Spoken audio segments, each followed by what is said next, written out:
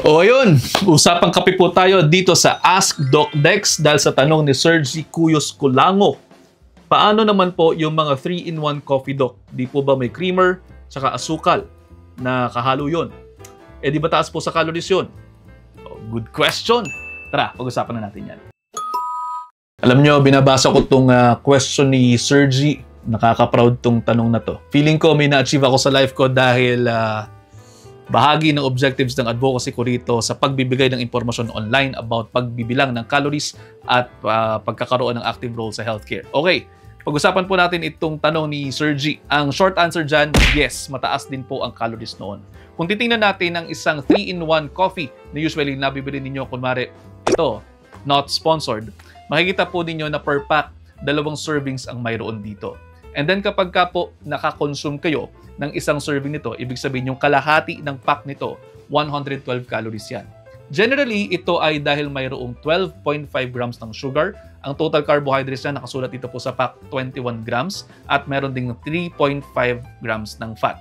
Kung titingnan po natin, mas mataas pa ito sa half cup ng rice na mayroong 100 calories lamang. Ang katotohanan ng bagay, ang coffee, yung black, actually ay free food. Ibig sabihin, halos wala siyang calories. Mga 2 calories lamang talaga yan, so basically, wala nga halos. Isang tanong, may mga health benefits ang coffee na na-discuss natin before, antioxidants, nakatulong sa mga ganap natin sa buhay and all, pero dahil sa taas ng asukal at sa creamer na content nito, nanenegate nga ba ang mga ito dahil sa sugar at sa creamer, lalo na sa mga 3-in-1? Well, pwede pong ma-overpower ng asukal at creamer ang mga benefits sana ng kape. Dahil nga po sa katotohanan ng bagay, ang research tungkol sa kape ay sa kape alone. Wala yung asukal. Kung titingnan din po natin ang paminsan-minsan, okay lamang naman. Pero kung lagi po, araw-araw ninyong iinumin ang 3-in-1, kung makakatatlo o 4 kayo niyan every day, every single day, again, lagi araw-araw, baka po tumaas ang inyong asukal at mapansin ninyo na momentarily, pwede pong tataas ang energy levels nyo and then biglang babagsak din. Ang tawag dyan, sugar crash. Sayang yung benefits ng pag-inom ng kape. Also, pwede rin po na makadulot yan ng pananakit ng tiyan, paninikmura. Mga bagay na ayaw nyong mangyari dahil po pwede itong makaabala sa pang-araw-araw na buhay.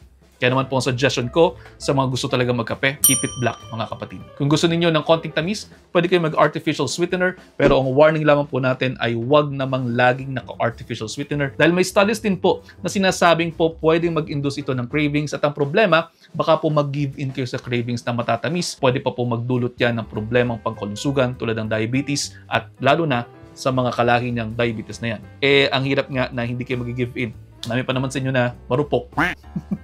Again, baka po may mga magsasabi na ano na lamang iinumin. Ang sagot ko po, pwede po ang kape pero keep it black and under 4 cups per day. Pwede rin po ang decaffeinated para less ang tama at walang tatalo talaga po sa tubig, tubig lamang po bilang inyong inumin. At ayun, sana po may natutunan kayo. Sana nasagot din ang katanungan ng kapatid nating nagtanong. At para naman po sa inyo, kung hindi pa po kayo nakafollow, mag-follow na po kayo. Paka-share na rin ang video na ito sa inyong mga kaibigan. Baka sakaling mas marami pa tayo matulungan. See you at next episode. Ingat.